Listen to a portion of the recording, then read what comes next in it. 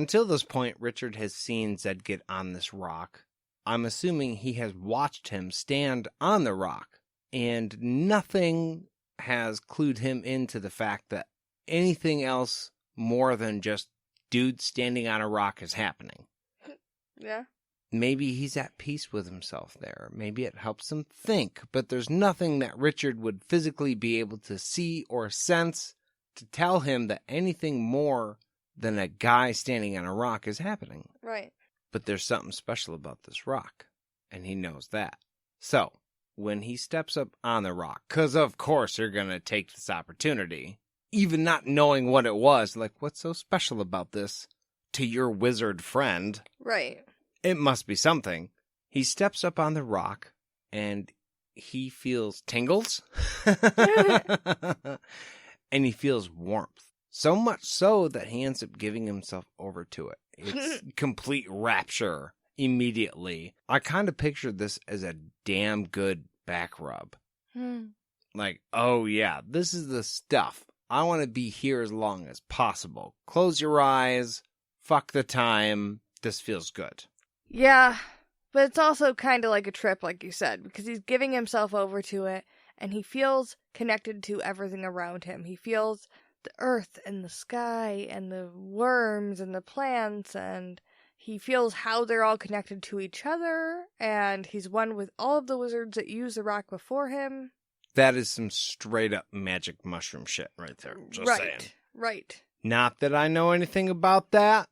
Seems like that could be a thing. Seems like it. Yes. Zedd throws magic dust into the mix, and it gathers at Richard's chest and floats up into the cloud that's hooked to Richard. It sparkles. I don't know why your notes don't say this, but it sparkles. Zedd throws magic dust that sparkles everywhere, and that's what Terry Goodkind wrote. It was sparkling. That's pretty much the only important fact in this entire chapter to Jade. Zedd's magic sparkled. Like that. She loves that. That's her favorite part. That, and I think it kind of adds to it when it's like, it sounded like a diamond chime. Right, it was tingling. Tingling Yes. sparkles, guys. Jade was hooked. Like that. Lightning flashes, and the light in the cloud fades away. The light pulls itself towards the wizard's rock and extinguishes. Richard has just completed his second full-on trip in 13 chapters. Lucky fucker. Now I know why you stand on this rock all the time, Zedd. I had no fucking idea. Now, we fully believe that Terry went out and got some peyote for this chunk of the book, right?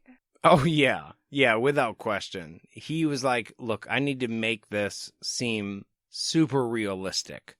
How can I do that? And he ended up going to the deserts of South America.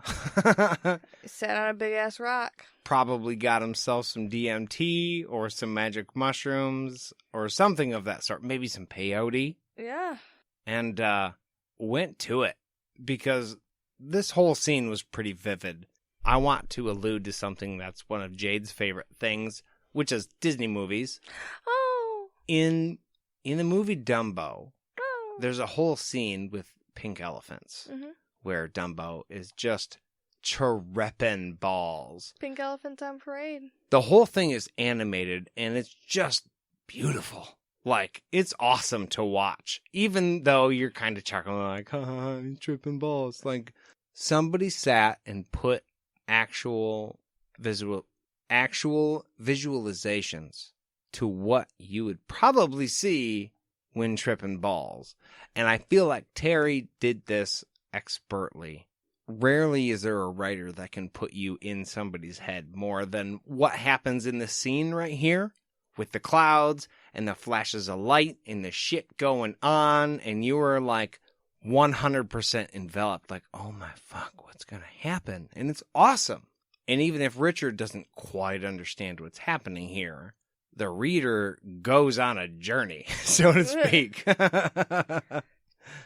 So as all of this happens, the dust and the light from his chest floats up towards the cloud.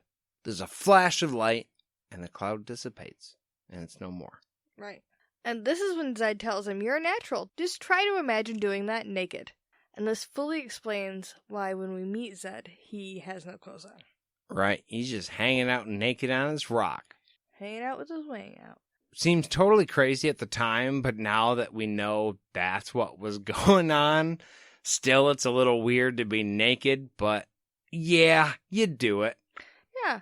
Richard's like, it makes a difference, and Zedd's like, I'll let you try it sometimes, don't you worry, bud. Yeah, I'm not even going to tell you, oh yeah, it makes a difference. I'll just let you experience that for yourself, and you tell me what you think. Right.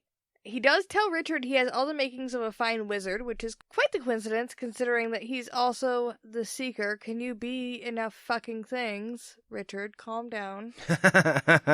And he tells him, if you ever change your mind about being a wizard, I will be happy to welcome you to the Brotherhood. So Zedd's all down for training him in wizardry, which, again, I didn't realize that you could just be, like, standing on a wizard rock, experiencing a trip, and then be like, yeah, you're a wizard. Great. Wonderful. I could do that. Right? I'd be down to try. And Richard asks Zedd, hey, why'd you do that for me? And Zedd responds by asking Richard, well, how do you feel? And he responds, I feel pretty good. I kind of feel rested. It's good. Lighter, not quite so depressed. Yeah. And Zedd says, hey, that's why I did it. You obviously needed this, man. I kind of got the feeling that I know that we're going into the assumption that he tripped or whatever. And earlier in the chapter, he was polishing his sword, but he never quite, got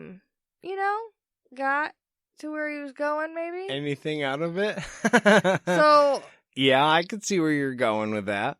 Maybe Zedd was like, I see you've been pent up, bud. And he did something to help him with that. Yeah. Yeah, he got some relief from his old male friend. One way or another, he did. That's all I'm saying. All that's important in this story is that Richard eventually gets what he wants. Right. He got what he had coming.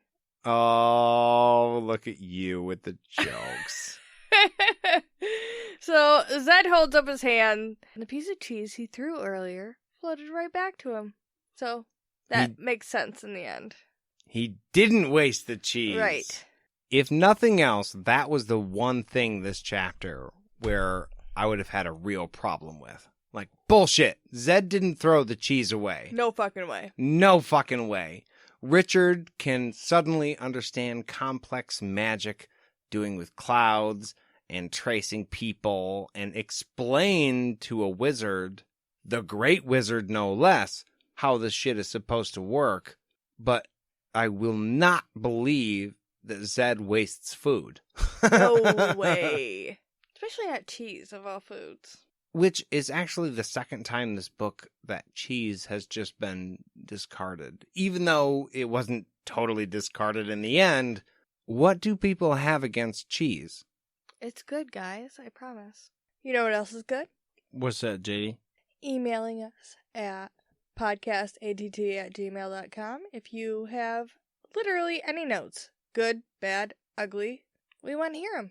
Or you can find us at podcastatt on Instagram or Facebook. You can also search all the things on Facebook. You can find us on Twitter at podcast_ATT and on Patreon at podcastatt. If you find us on Patreon, you're going to find all sorts of fun stuff. Isn't that right, Nate? That's right. You'll get access to deep cut discussions and gag reels. And not to mention, when you become a patron, you'll get a totally unscripted shout out too. It's totally worth it, I promise. I think so. I have fun making them. Well, we'll see you guys next week. Thanks for joining us. We'll see you guys real soon. Bye.